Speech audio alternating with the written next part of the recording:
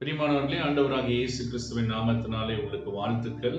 प्रिय लोगों, प्रभु यीशु मसीह के नाम से आप सभी को अभिवादन। இன்றைக்கு காலை வேளையிலும் கூட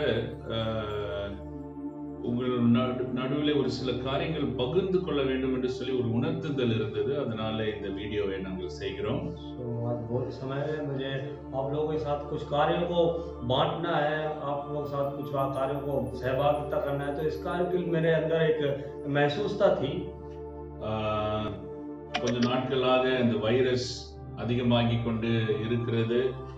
நேற்று பார்த்தீங்கன்னா கிட்டத்தட்ட 2 லட்சத்துக்கு மேலே என்று சொல்லி நாம் கேள்விப்பட்டோம். कुछ दिनों से जो वायरस केसेस हैं जो बढ़ते ही जा रहे हैं। कल के दिन में देखा जाए तो हम लगभग 2 लाख केस सामने आए हैं। ஸோ இப்படிப்பட்ட நாட்களில் நமக்கு பலவிதமான இன்ஃபர்மேஷன் வந்து கொண்டு இருக்கலாம், கேள்விகள் இருக்கலாம்.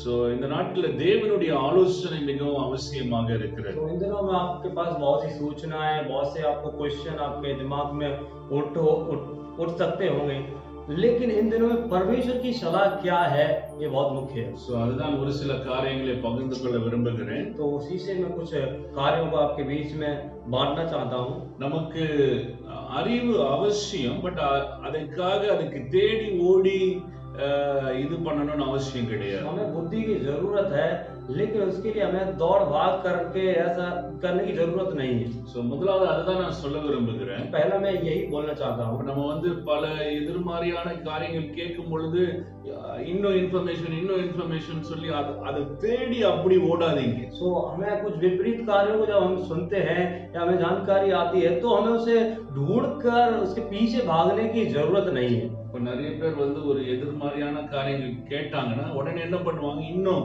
வேற ஏதாவது இன்ஃபர்மேஷன் அது என்ன பண்ணணும்னா நிறைய உண்மை இல்லாத காரியங்களுக்கு நேராக கொண்டு போய் விடுறதாக இருக்கலாம். समय में क्या होता है कि जब हम कुछ विपरीत कार्यों को जब हम सुनते हैं तो उसके बारे में और जानना है और सूचनाएं प्राप्त करना है। जब हम ऐसा करते हैं तो वो एक अलग स्तर पे जाकर हमें छोड़ता है, உண்மையன் இல்லாத நிலைக்கு கொண்டு போய் விடுவார் और वो हमें एक झूठ भरी स्थिति में जाकर छोड़ता है। நமக்கு அறிவு அவசியம், என்ன நடக்குது அப்படின்னு தெரியணும். பட் ஆனா அது வந்து அப்படியே உள்ள போய் இது பண்ணி அப்படி பண்ணோம்னா நம்ம வந்து அது தவறான பாதையில கொண்டு போய் हमें उस स्थिति है उसकी जानकारी रखना वो आवश्यक है, लेकिन हम उसके अनजाने में ऐसे ही नहीं चले जाना।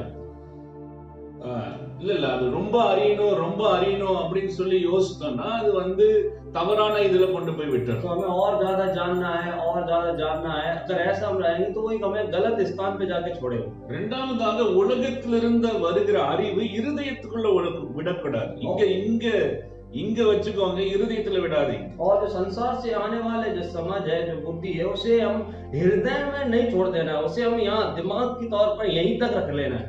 நமக்கு தேவையான அறிவு ஆண்டவருடைய அறிவு, ஆண்டவருடைய ஆலோசனை. तो हमें जो जरूरतमंद जो समझ है, जो बुद्धि है, वो है परमेश्वर की समझ, परमेश्वर की बुद्धि। உலகத்துல வருகிற அறிவை இருதயத்துல விட்டோம்னா और संसार से आने वाले जो समझ बुद्धि को अगर हम अपने हृदय में अगर छोड़ देंगे तो உலகத்திலிருந்து அது பின்பதாக இருக்கிற பயமும் பின்பதாக இருக்கிற கலக்கமும் நம்மளுடைய வாழ்க்கையில வந்துடும். तो संसार में रहने वाले जो उलझन है, जो डर है, वो हमारी जिंदगी में आ जाएगा। சோ அறிவு தேவைதான், तो जो समझ बुद्धि वो जरूरत है। ஆனா நல்லா கவனிங்க, இந்த அறிவு மாத்திரம் தான், இல்லைன்னா ஆண்டவருடைய அறிவு மாத்திரம் தான் நம்முடைய இருதயத்துக்குள்ள போகணும்। लेकिन आप अच्छे से ध्यान से सुनिए, ये जो परमेश्वर के वचन की जो बुद्धि जो समझ है वो हमारे हृदय में जाना है, इसे आप अच्छे से समझना है।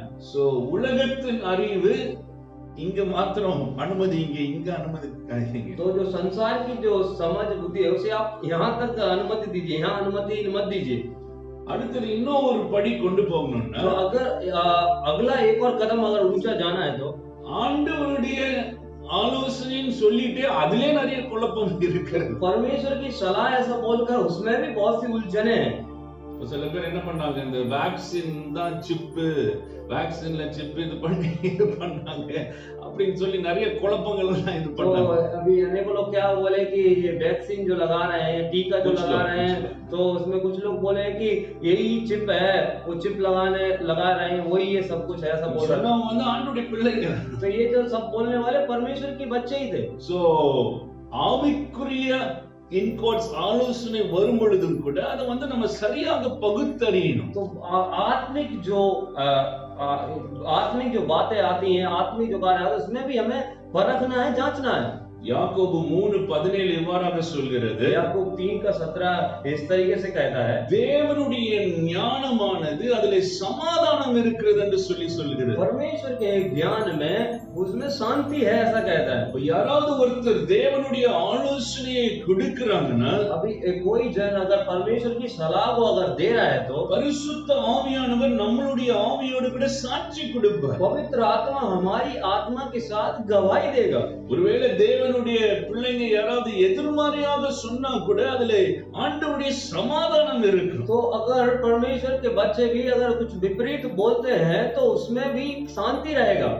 வந்து ஒருத்தங்க ஆண்டவர் பேசுகிறாரு, ஆண்டவருடைய ஆலோசனை இது அப்படின்னு சொல்றாங்கன்னா, अगर कोई एक जन अगर बोल रहा है परमेश्वर मुझसे बात कर रहा है, परमेश्वर की सलाह है, अगर ऐसा कोई कहता है तो நம்ம உள்ளான சாட்சி இருக்கிறதா இல்லையான்னு பார்க்கணும். तो हमारी वो अंदरूनी गवाही है कि नहीं है, उसे हमें देखना है। பிரியமானவர்களே, இது ரொம்ப முக்கியமானது நம்முடைய காலங்களில். ये लोग ये बहुत ही मुख्य है हमारे इन दिनों के लिए, ஏன்னா ஆயிரக்கணக்கான சத்தங்களை கேட்கிறோம், क्योंकि हम हजारों हजार आवाजों को सुन रहे हैं ஆவிக்குரிய இன்கோட் சத்தங்களும் கேட்கிறோம், और आत्मिक आवाजों को, आत्मिक जो बातें हैं उन्हें भी हम सुन रहे हैं। ஆனா அதுல ஆண்டவருடைய ஆலோசனை, ஆண்டவருடைய சத்தம் நம்ம தெளிவாக அறிந்து கொள்ளணும்னா தேவனுடைய சமாதானம் மிகவும் அவசியமாக तो இருக்கிறது. उसमें अगर परमेश्वर की आवाज को अगर हमें सुनना है, उसे परखना है, तो उसमें परमेश्वर की शांति बहुत ही मुख्य है। அடுத்ததாக ஒரு காரியம், ஏற்கனவே முதல் முறையாக கொரோனா வைரஸ் வந்த நாட்கள்ல சொன்ன காரியம், तो अगला मैं पहले ही जो पिछले साल जब कोरोना वायरस आया था तब मैं बोला कुछ कार्य, நம் பயத்தினால் நடத்தப்படுகிறவர்கள் तो கிடையாது. हम लोग जो हैं वो डर से चलने वाले लोग नहीं நாம் हैं। தீர்மானங்கள் பயத்தினால் எடுக்கிறது हम जो கிடையாது. निर्णय लेते हैं वो डर से लेना नहीं है। பரிசுத்த ஆவியானவர்னால நம்ம வழி हम நடத்தப்படுகிறோம். पवित्र आत्मा के द्वारा हम चलाए जा रहे हैं। சோ பயத்தினால நடத்தப்படலன்னு சொல்லிட்டு இஷ்டத்துக்கு இருந்துடலாம் அப்படின்னு நான் तो சொல்லல. अगर हम डर के अनुसार नहीं चलाए जा रहे तो इसका मतलब ये नहीं कि हम जैसे मर्जी है वैसा हम रह सकते हैं। ஒரு பக்கத்துல பயத்தினால நடத்தப்படுகிறது, एक तरफ में डर के साथ चलाए जाते हैं, இன்னொரு பக்கத்துல பெருமையினால நடத்தப்படுகிறது. एक और तरफ में घमंड के साथ चलाए जाना। ரெண்டுமே தவறான விளைவுகள்ல கொண்டு போய் விடும். ये दोनों रास्ते गलत जगह पर, एक गलत मूल्य चुकाने वाली जगह पर हमें So, छोड़ेंगे। இந்த நாட்கள்ல ஆவியானவர் என்ன சொல்கிறார், ஆவியானவர் என்ன விரும்புகிறார், அவர் எப்படி வழி நடத்துகிறார், तो ये So, அதன்படி நம்ம செய்யணும். நான் எந்த காரியத்தை குறித்து பயப்படணுமோ இது பண்ணணும்னு அவசியம் तो इन கிடையாது. दिनों में परमेश्वर पवित्र आत्मा को क्या कैसे चला रहा है, क्या अगुवाई कर रहा है, तो वैसे आप चलिए, नहीं तो डर के अनुसार ऐसा नहीं चलना है। So, இந்த காரியங்களை மனதில் வைத்துக் கொள்ளுங்க. तो इन कार्यों को आप अपने मन में रख लीजिए। கடைசியாக சொல்ல வேண்டிய ஒரு முக்கியமான காரியம் என்னன்னா, तो अंत में बोलने वाला मुख्य कार्य क्या है? இப்படிப்பட்ட சம்பவங்கள், சூழ்நிலைகள் அது தேவனுடைய ராஜ்யம் முன்னேற்றம் அடைகிறதுக்கு, முன்னேறி செல்கிறதுக்கு பெரிய தருணங்களாக இருக்கிறது. इस प्रकार की जो परिस्थितियां हैं, स्थितियां हैं, परमेश्वर के राज्य में आगे बढ़ने का एक बहुत अच्छा मौका, एक बड़ा मौका है। உலகமே ஒரு கன்ஃபியூஷன்ல இருக்கும்போது, संसार ही एक बड़ी उलझन में रहते समय நமக்கு தேவனுடைய சமாதானம் இருந்ததுன்னா, अगर हमारे पास परमेश्वर की शांति है, நமக்கு தேவனுடைய ஞானம் இருந்தது, तो परमेश्वर का ज्ञान हमारे पास தேவனுடைய है, ஆலோசனை இருந்தது, अगर परमेश्वर की सलाह हमारे पास है, எவ்வளவு பேர் தேடி வருவாங்க தெரியும். कितने लोग खोज कर आएंगे, आपको मालूम है। So, இந்த மாதிரி சூழ்நிலைகளை நம்ம எப்படி பார்க்கணும்னா, தேவனுடைய ராஜ்யம் முன்னேறதுக்கு பெரிய தருணங்களாக பார்த்து, ஆண்டவரே எனக்கு கிருபை கொடுங்க, பலனை கொடுங்க, சாட்சியாக இருக்க இந்த சூழலில் உதவி செய்யுங்க நம்ம கேட்கணும். तो आपको ये समय है, हम लोग कैसे देखना है कि बड़े परमेश्वर के राज्य में आगे बढ़ने के, परमेश्वर के राज्य को आगे बढ़ाने के एक अच्छे मौके के रूप में देखना है। परमेश्वर मुझे बुद्धि दीजिए, मुझे समझ दीजिए, इस तरीके से इस मौके को आपको देखना है। மறுபடியும் நான் சொன்ன காரியங்களை சுருக்கமாக சொல்ல விரும்புகிறேன். मैं जो बोला कार्य को मैं दोबारा संक्षेप में बोलना चाहता हूँ। உலக பிரகாரமான அறிவை தேடி ஓடாது. हमें संसार की जो बुद्धि समझ है उसके पीछे हमें दौड़ना भागने की जरूरत नहीं है। அறிவு அவசியம், समझ बुद्धि जानकारी रखना ஆனா जरूरी है, இங்க மாத்திரம் இருக்கட்டும், लेकिन वो जो समझ जानकारी बुद्धि यहाँ तक रखिए, இங்க விடாதீங்க. यहाँ मत छोड़िए उसे। தேவனுடைய அறிவு மாத்திரம் இருதயத்துல விடுங்க. परमेश्वर की समझ बुद्धि जानकारी को यहाँ आने के लिए छोड़िए। அதுல எப்படி பகுத்தறிகிறது, ஆண்டவர் பேசுகிறான்னு எப்படி तो பகுத்தறிகிறது? उसमें कैसे हम परख सकते हैं कि परमेश्वर बात कर रहा है? ஒரு பகுத்தறிகிற ஒரு விதம் என்னன்னா, ஆண்டவருடைய ஞானத்துல சமாதானம் तो இருக்கிறது. उस कैसे हम परख सकते हैं? उस परख के लिए एक चिन्ह क्या है कि परमेश्वर के ज्ञान में वो शांति है।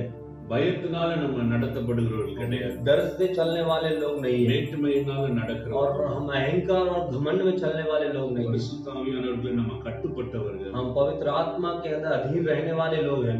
அவருடைய வழிநடத்துதலோட செயல்படுவோம். हम जब उसके अगुवाई के अनुसार हम जब चलेंगे तो பெரிய காரியங்கள் தேவனுடைய ராஜ்யத்துக்கு இந்த நாட்கள்ல நம்மளால செய்ய முடியும். बड़े कार्यों को परमेश्वर के राज्य के लिए हम लोग कर पाएंगे। கர்த்தர் உங்களை ஆசீர்வதிப்பார். परमेश्वर आपको आशीष करे।